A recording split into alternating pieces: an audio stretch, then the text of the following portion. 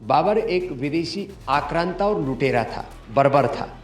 ये 6 दिसंबर गुलामी की निशानियों को मिटाने का दिन है।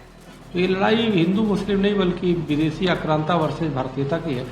विदेशी आक्रांता के नाम पे मस्जिद का नींव रखा गया, इससे बड़ा दुर्भाग्य कुछ नहीं होगा। ये पूरे बंगाल ही नहीं बल्कि पूरे देश के लिए दुर्भाग्यपूर्ण है। मैंने सुना है कि उसका फाउंडेशन किया गया है, स्टोन रखा गया है। भारत बाबर का देश नहीं, भारत महाराणा प्रताप, छत्रपति शिवाजी महाराज, चंद्रशेखर, राजगुरु, सुखदेव, भगत सिंह का, रामकृष्ण का, शिव का देश है, सनातन का देश है। बाबर एक विदेशी आक्रांता और लुटेरा था, बर्बर था। इसलिए उसके नाम को महिमा मंडित करने वाले लोग, मुझे लगता है वो कहीं ना कहीं भारत के साथ गद्दारी कर रहे हैं, और ऐसे लोग कभी भी अपने मकसद में कामयाब नहीं होंगे। हम इस्लाम का, मुसलमान का विरोध नहीं करते, लेकिन बाबर ना तो इस्लाम को फॉलो करता था ना मुसलमान था। वो विशुद्ध रूप से एक आक्रांता, एक बर्बर, एक क्रूर शासक था। उसको महिमा मंडित नहीं करना चाहिए। 6 दिसंबर को कैसे याद करते हैं? वो दिन है जिस दिन बाबरी मस्जिद को ढहाया। ये 6 दिसंबर गुलामी की निशानियों को मिटाने का दिन है, और गुलामी की निशानियां चाहे कहीं पर भी है, मिटनी चाहिए। चाहे वो हमारे तीर्थ स्थलों के रूप में हो, चाहे वो किसी नाम के रूप में हो, चाहे वो हेल्थ में, चाहे एजुकेशन में।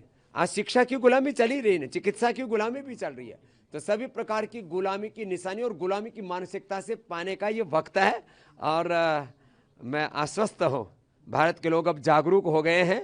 किसी विदेशी क्रूर आक्रांता को महिमा मंडित नहीं होने देंगे। बंगाल में जो भी हो रहा है यह बड़ा दुर्भाग्यपूर्ण है। बाबर के नाम पे जो मस्जिद का ढांचा तैयार किया जा रहा है और नींव रखा गया है, ये आज अति दुर्भाग्यपूर्ण है, क्योंकि एक तरफ बाबर जो है कोई भारतीयता का प्रतीक नहीं है बल्कि वो विदेशी आक्रांता का प्रतीक है। तो ये लड़ाई हिंदू मुस्लिम नहीं बल्कि विदेशी आक्रांता वर्सेस भारतीयता की है। और जिस प्रकार से वहाँ के टीएमसी के निलंबित विधायक ने ये किया है, कहीं ना कहीं हमें लगता है कि टीएमसी भी अप्रत्यक्ष रूप से वहाँ की सरकार भी जुड़ी हुई है। अगर नहीं जुड़ी होती तो बहुत पहले उनके खिलाफ कार्रवाई कर दी होती। एक दिन में ये मस्जिद जो बाबरी मस्जिद के नाम से नींव रखा गया है, एक दिन में नहीं है ना, बहुत पहले से है। तो वहाँ की मुख्यमंत्री माननीय जो ममता बनर्जी जी हैं, उनको पहले से पता होगा, लेकिन उन्होंने जानबूझ करके इस प्रकार के सगोफे छोड़े हैं कि उसको अलग भी कर दिया और नींव भी रखवा लिया और फिर उसको कोस रही हैं। वो सिर्फ खाने के दांत और दिखाने के अलग होते हैं हाथी के, उसी प्रकार से इन्होंने किया है। लेकिन यह देश के लिए बहुत दुर्भाग्यपूर्ण है कि जो बंगाल कभी राष्ट्रभक्तों का हुआ करता था और अनेक वहाँ से वंदे मातरम की रचना हुई, वहीं से नेताजी सुभाष चंद्र बोस वहीं के थे, स्वामी विवेकानंद वहीं के थे, और उस धरती पे विदेशी आक्रांता के नाम पे मस्जिद का नींव रखा गया, इससे बड़ा दुर्भाग्य कुछ नहीं होगा।